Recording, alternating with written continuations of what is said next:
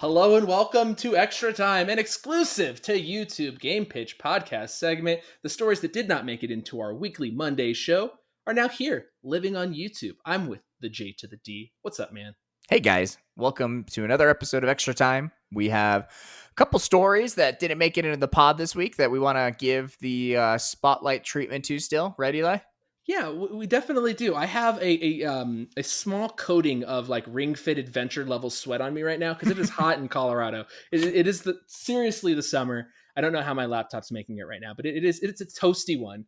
And I think our first story is also a toasty one. It Mass is. Effect trilogy. Yeah, it's big. Go ahead. Do you want to talk about it? You want me to talk about it? I mean, it's up to you, buddy. Should we rock, paper, scissors for it, even though we can't see each other? We can just... Okay, ready? Okay. Rock, paper, scissors. I Go. did paper. Oh God, I had paper too. Okay, so Mass Effect trilogy remastered. There's rumors that it's going to come out sooner than everyone thinks, and this is because their EA may not have like a big blockbuster game coming out this holiday season. You know, we normally get like a Battlefield or Star Wars or something like that. We'll see what happens there, but I think that this trilogy is coming soon. Lots of questions about it. What consoles is it coming to? Is it going to have the DLC? There's a lot of questions, but one thing is not in question, that you are going to buy this no matter how it comes, right, Eli? Oh, yeah, 1,000,000%. At whatever way, shape, or form it takes, it's going on my Switch. I'm putting it in there, and it's going to run like garbage, but I do not care, because all I need to see is them sweet, sweet, sweet Garrus cheeks. So clappable, so spiky, so sharp.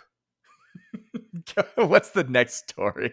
It's about Batman and how the release is imminent. And in the main pod this week, we talked about how Warner Brothers Interactive might be selling off some of its studios very soon. So you could see this reported or purported Harry Potter game, this new Batman game that's been in the works for a while and people have been rumored. You could see these games still coming out, but maybe under the flagship of someone else. And it's looking like the Batman reveal is very imminent, and that the game is coming out sooner than you think, which is one of those like Fallout 4 situations where they showed it off and then it was coming very soon. So I think this holiday season, we're going to have this Batman game, whatever it is, from WB Montreal. I think it's been long overdue. So I'm ready to see what they put out. I'm ready for them to announce it and give us something. So moving right along, the next story is that PlayStation launched an official Last of Us podcast. As you can guess, here at GamePitch, our influence is just rubbing off to all spheres of the game industry, and Sony obviously wanted to, follow in our shadow here a bit and have an official podcast. It's a 9-episode series, and it covers the prologue to Last of Us. So I think from a lore point of view, it will be really cool for them to kind of show this behind the scenes, and they're going to just talk a little bit about the game and people reflecting on the development of the game. And yeah, I think that's exciting. I think it's a cool way to get more info out there that maybe people wouldn't necessarily see and hear without some of these other mediums. So well done to Sony.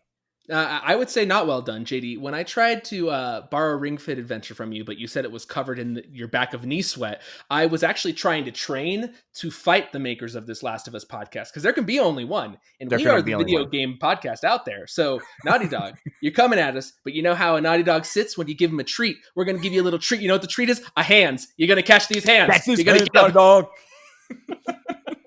So I am ready to fight the Last of Us podcast at any time, and I will make sure that JD is there with that bottle of scotch we got broken over my own head so that he can stab him. So I'll do it.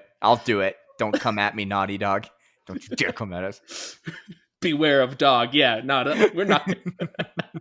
Okay, so you might have had your account hacked by Sony. And thanks for letting me know. It's looking like Nintendo had reported in Japan that they had about 140,000 accounts hacked. So they may have got your passwords, they may have got your email, some personal information, things like that. They're saying this is less than 1% of the global Nintendo network IDs, but unfortunately that number was incorrect because it was 300,000. They doubled that number, so prepare for trouble. It was in fact double. Team Rocket was blasting off with again. all your personal data. They took it, they have it, it's theirs now. I'm sad because I don't want people having my email, because I've been getting some shady calls lately from disconnected numbers. It is the year 2020 and two-factor verification exists, so I'm not 100% sure why this is even a story. Please use two-factor authentication. Change your Nintendo password. I don't get it. And also it just makes no sense to me how this happened. So people, please just think about it. Think about it. Think about it. Bad. All right. One thing that there's no need to think about and ponder is if a new Need for Speed game is being developed, because it is. Criterion Games announced that the latest update that they put out for Need for Speed Heat would be the final update as they start shifting all of their resources to developing a sequel for Need for Speed Heat. They want to take the lessons they learned and develop something with those lessons in place. Need for Speed Heat originally came out to pretty, reviews. A couple people, giving it 60, 70%, 3 out of 5, whatever.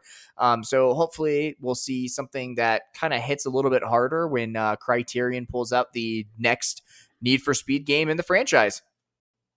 I don't know why Need for Speed still exists, if we're being real.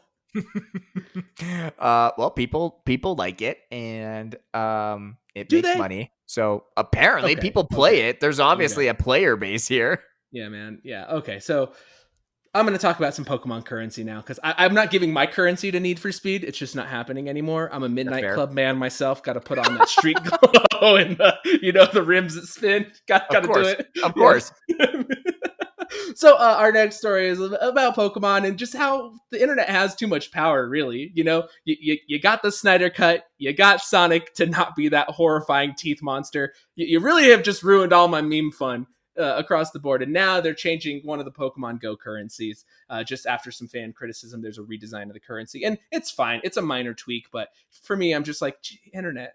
Part of, I guess I like that companies are listening to their fans, but the other part is just like, just have some chill, guys. Does it really matter?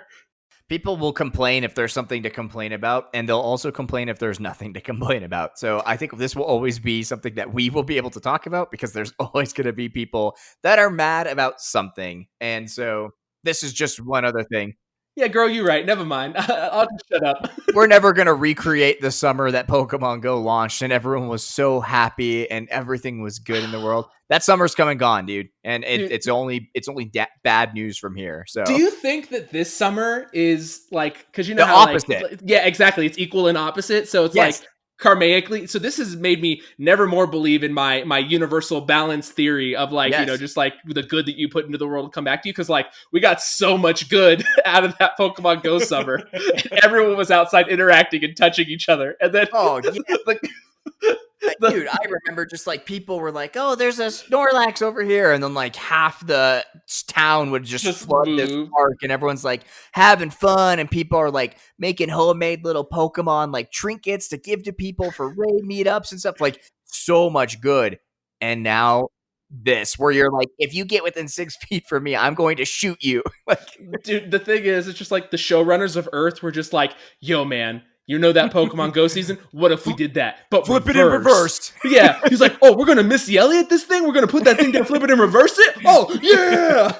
Yeah. So the showrunners, the producers of Earth are real hype right now, because they're loving this. Horrible. They're loving this. One thing I'm not loving is the prospect that we might get a Super Monkey Ball 3. So YouTuber Nick Robinson interviewed Brian Matt, who is the voice actor for Super Monkey Ball games. And they kind of hinted slightly that we may see another one, and I don't know who wants this. I don't. Do you want this? Bro, this is the exact opposite of Need for Speed. I love Super Monkey Ball. Get out of here. I's my guy. Speed runs forever. Oh, I love Super Monkey Ball. Yes. So I ride for all the Sega franchises like Samba de Amigo and like Space Channel 5 with Ooh La La. I ride Nights into Dreams. I ride for every trash backdoor sitting in a bucket Sega franchise. So yeah, give it to me. Give me that Jet Set Radio future. Give me Monkey Ball. That I want. I don't want Monkey Ball. Please put those resources towards Jet Set instead. That I actually want. The Monkey Balls is the best. Well, hey, good news then. You might actually get another one. So you better not put the Curse of Eli on it. Oh, the Curse of Eli might strike again. And with that, I think that is the end of our Extra Time segment. That brings us to the end. Thank you so much for listening to Extra Time, exclusively on YouTube. But if you want to find our long-form, incredible, amazing GamePitch podcast, you can better than the PlayStation one, way better. Way better than Last of Us, the podcast, the retelling of the prologue of the show, whatever it's called. Colon No, Call of Duty. Call and re-reckoning. All right, you can find us on Google and Apple and Spotify and listen to the GamePitch podcast. Just search Project Nerd Gaming. Thank you so much for listening. We love your faces. JD, got any last words? Catch you next week. Thank you for tuning in. Goodbye.